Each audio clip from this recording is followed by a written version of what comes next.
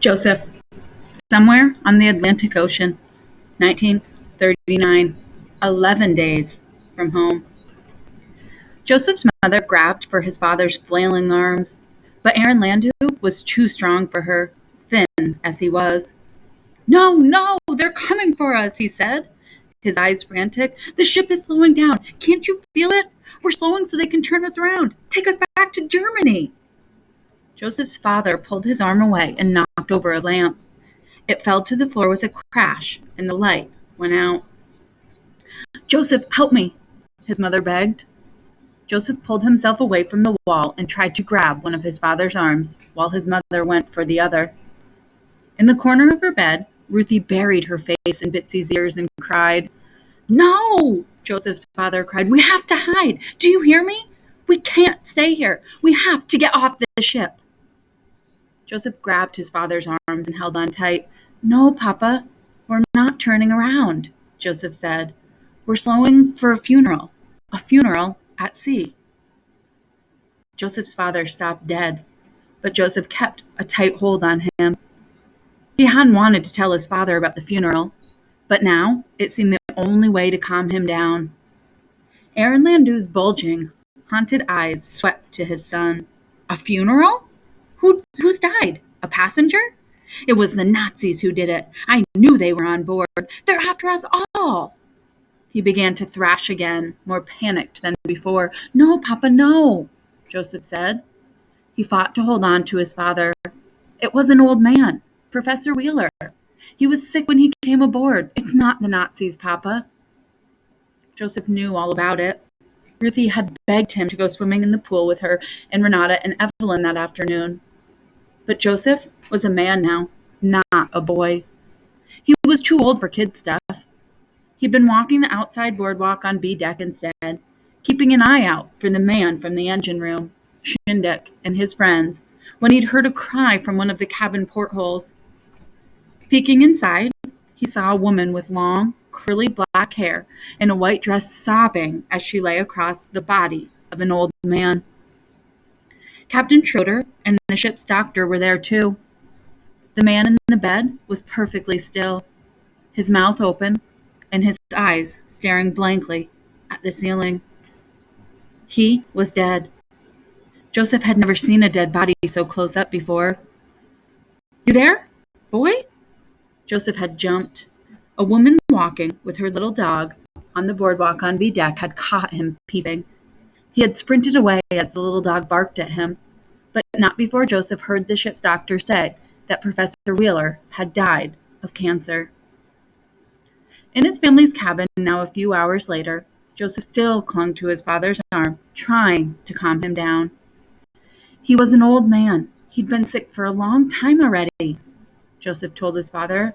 They're burying him at sea because we're too far away from Cuba.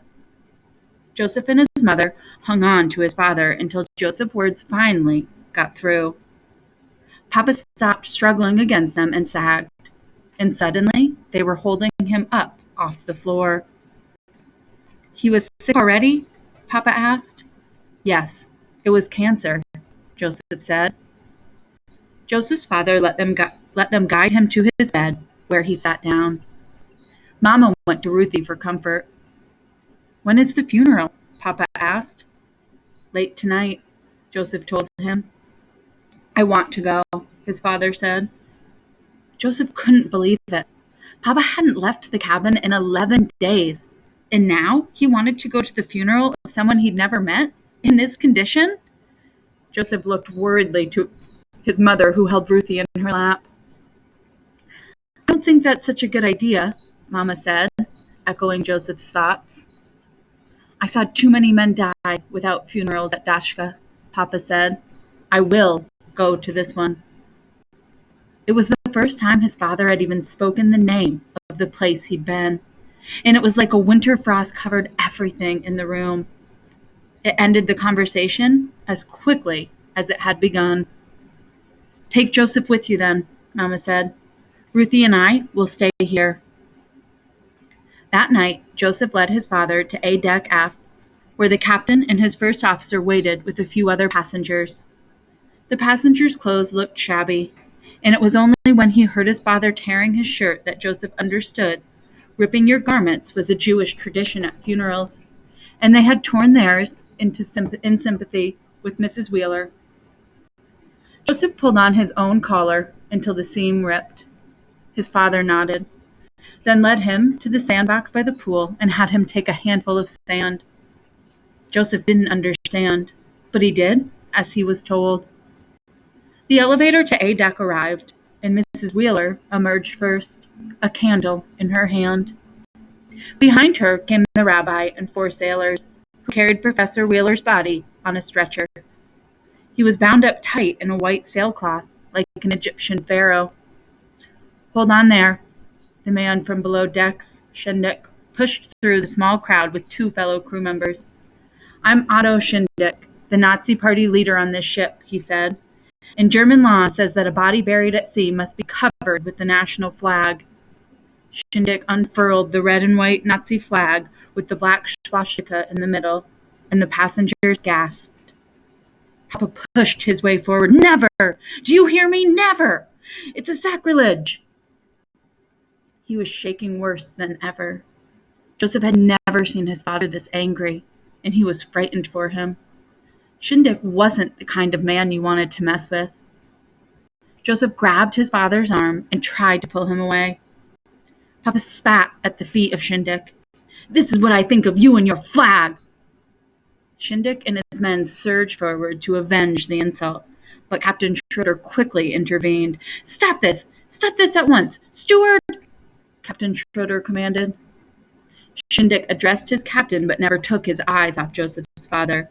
"It's German law, and I see no reason for an exception to be made in this case." "And I do," Captain Schroeder said. "Now, take that flag and leave here, Mr. Shindik, or I will relieve you of duty and have you confined to quarters." The steward held Papa's gaze a long moment more.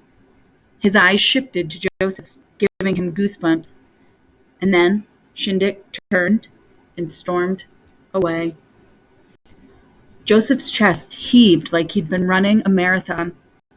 He was so wound up, he was quivering worse than his father. Sand slipped from his shaking fist. The captain apologized profusely for the disturbance, and the funeral continued. The rabbi said a short prayer in Hebrew, and the sailors slid the body of Professor Wheeler over the side of the ship.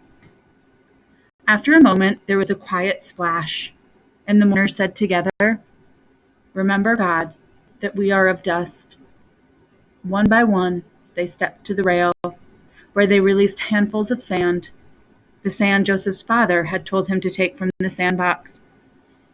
Joseph joined his father at the rail, and they scattered their sand into the sea.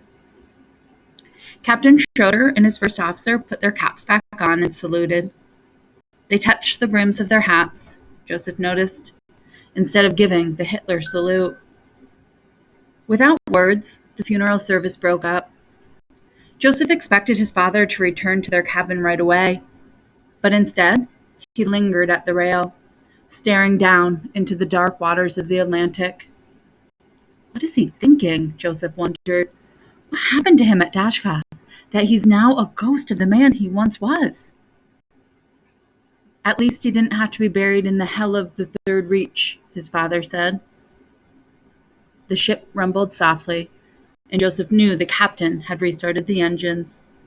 They were on their way to Cuba again. But how much time had they lost?